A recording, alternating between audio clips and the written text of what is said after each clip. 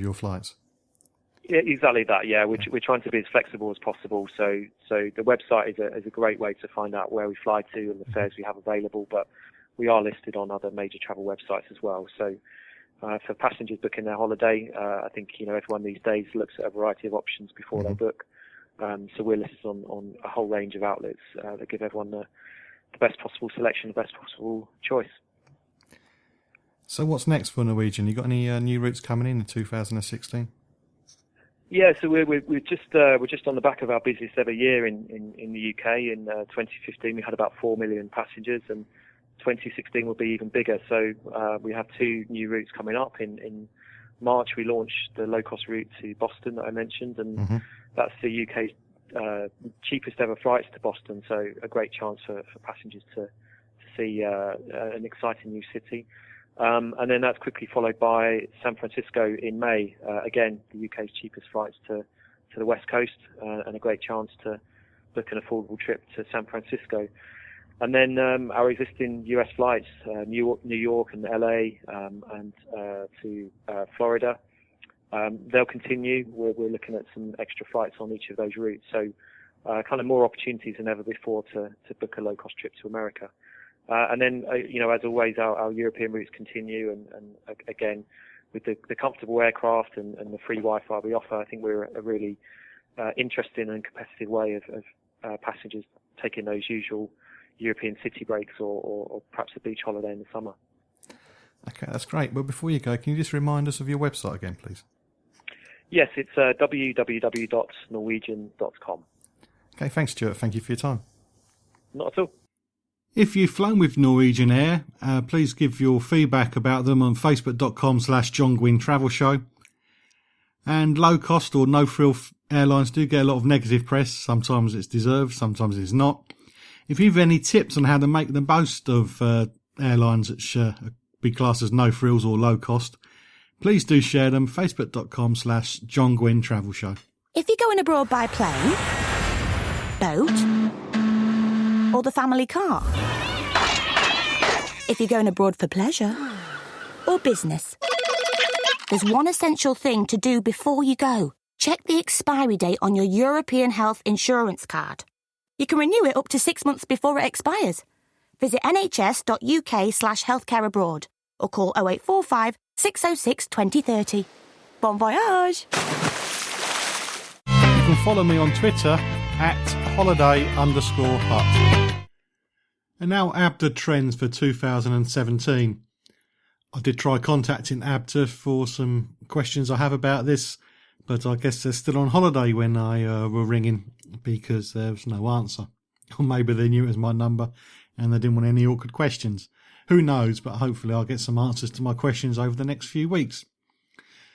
Right, so ABTA's report draws on market information and news from its members and from its own research. It lists some trends it expects to be a larger part of travel in 2017 and also gives 12 destinations to watch. It says that the destination could be somewhere that's now easier to get to, it will be hosting a major event, or maybe it's just the turn of the destination to become the in-place to go. Now, the hosting a major event bit is of massive interest to me, which is why I was ringing ABTA. I've gone back 4 years, and every trend for the year with the destinations to watch has always included the destination of ABTA's travel convention. And I was wondering whether the ABTA was the main event they were using to add the country or the destination to the list, or not. Anyway, it's a bit of a coincidence, and I couldn't get the answer to that. But if you do know why ABTA's convention destination is always in a destination to watch, please do let me know. Anyway, before we get on to that, the 2016 overview, and ABTA says it's been an eventful and challenging year for the travel industry. British holiday makers have continued to holiday during the past 12 months, but following an extraordinary couple of years, there have been some changes in the way that people holiday, with Wales events impacting people's choice of holiday type and destination. ABTA says that the holiday market was up in 2016, with its own research showing growth in both the number of Britons taking a holiday and the average number of holidays taken per person. And also, according to the Office of National Statistics, in the 12 months to September 2016, the number of visits abroad by UK residents was 7% higher when compared to a year earlier. And it also says that expenditure on these visits has increased by 10% as well. In 2016, people opted for more city breaks and fewer traditional beach holidays, which I have mentioned through the year. Key destinations were North America and Europe, which saw increases from Brits visitors of 4% and 9% respectively. The combined turnover of ABTA's membership increased to £33.07 billion for the 2015 to 2016 financial year, and the financial year for ABTA ends on the 30th of June. It says that capacity was the story of 2016, and destination winners and losers emerged as people chose more familiar destinations or places they perceived to be safer. With Tunisia effectively closed to British tourists, Egypt visitor numbers falling due to restrictions on flight to Sharm, and the fall in business to Turkey following several high-profile incidents. Some resorts in the Western Med were stretched to capacity, and this was particularly marked during the summer.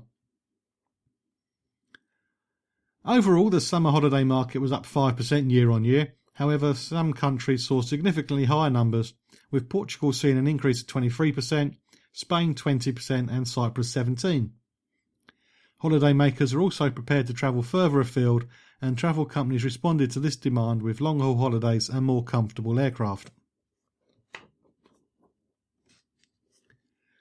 ABTA went on to say that in a year of change and uncertainty, people sought the support, protection and convenience of a package holiday, and 53% of the population opted for one.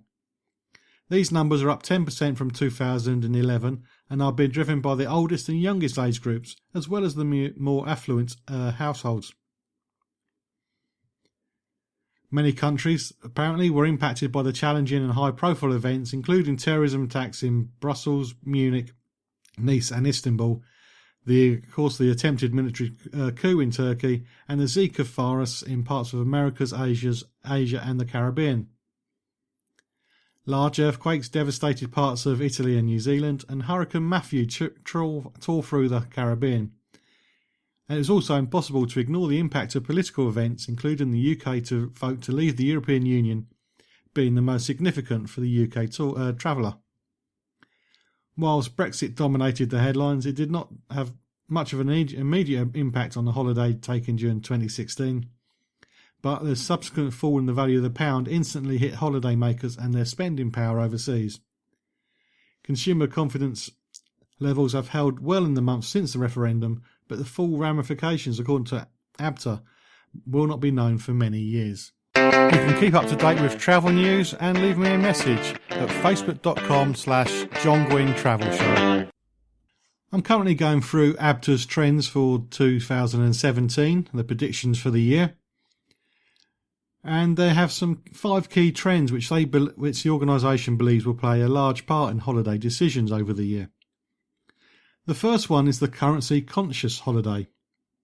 It says that fluctuations in the value of the pound are expected to continue into the year, and it is likely that this will influence holiday destinations.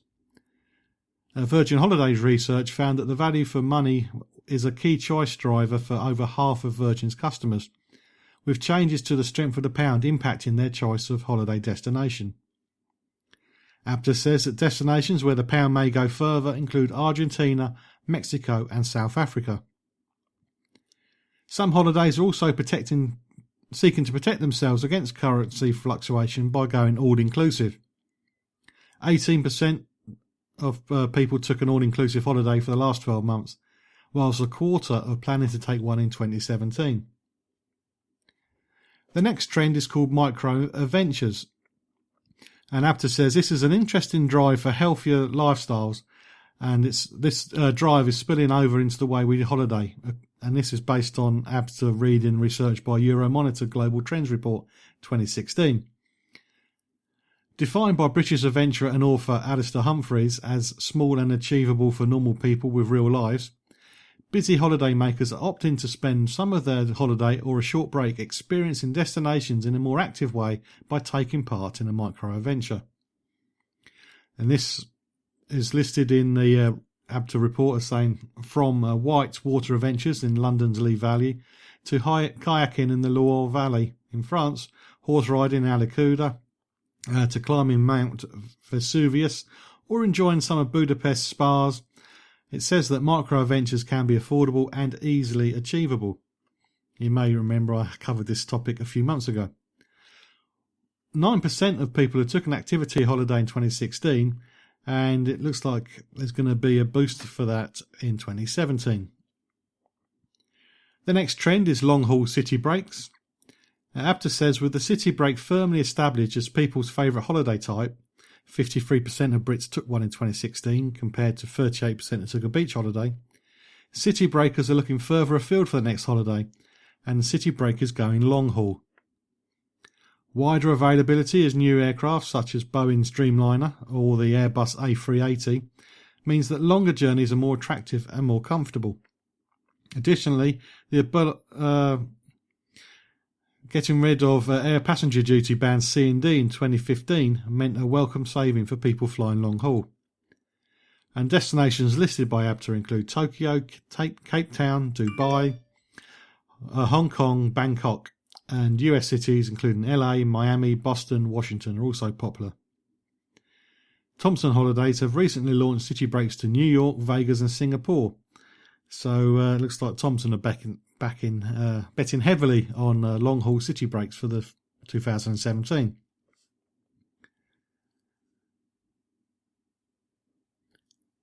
ABTA also says that travel technology is going to be hitting the high street, and holiday makers may well find themselves enjoying their hotel, resort or destination before they actually travel, as travel companies use technology such as virtual reality to let people try before they fly.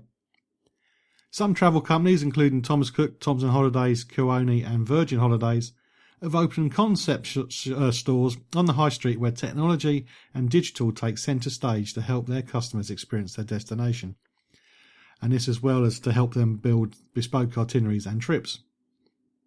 Thomson has created a new web-based tool to offer suggestions to customers of things to see and do using left and right swipe functionality you might see on some dating apps.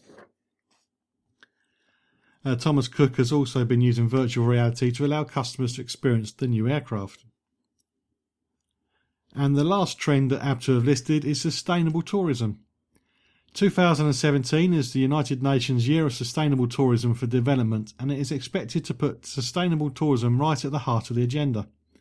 According to the UN, well-designed and well-managed tourism can contribute to sustainable development, to job creation, to trade and to fostering better understanding amongst different cultures. It's expected that travel companies will be inspired by this year to look at their role in the destinations they sell to. Travel company GE Ventures introduced a number of new social enterprise projects into its trips for the new year, and these will give back to local communities and help keep tourism dollars in the destination. And ABTA's own Travel Life subsidiary, which audits and accredits hotels for their sustainability credentials, will continue to expand its base and promote the business and social benefits of sustainable tourism. Do any of those 5 trends take your fancy for your trip in 2017? If so, which ones? Let me know, facebook.com/John Guinn Travel Show. And if none of them interest you, please also let me know why. Hello, it's Roy. Yeah, we're on the ferry. We should be in Spain tomorrow afternoon. Well, be careful. Lots of crooks on the roads out here. Crooks? You know where I grew up. This is different. They target British registered vehicles. Yeah, they used to do that round my way. I'm serious. They'll tell you there's something wrong with your car, so you pull over, then they rob you. Or they distract you at a motorway stop. They target hire cars, too. Hire cars? Yeah, well, they're driven by tourists. Oh, OK, I'll watch out. Good. So, looking forward to the drive down? Yeah, well, I was.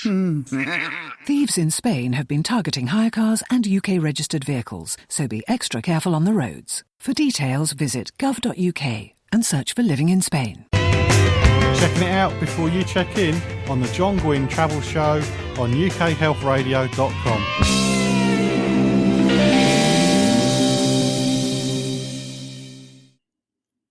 I'm talking ABTA Travel Trends Report for 2017 in a minute.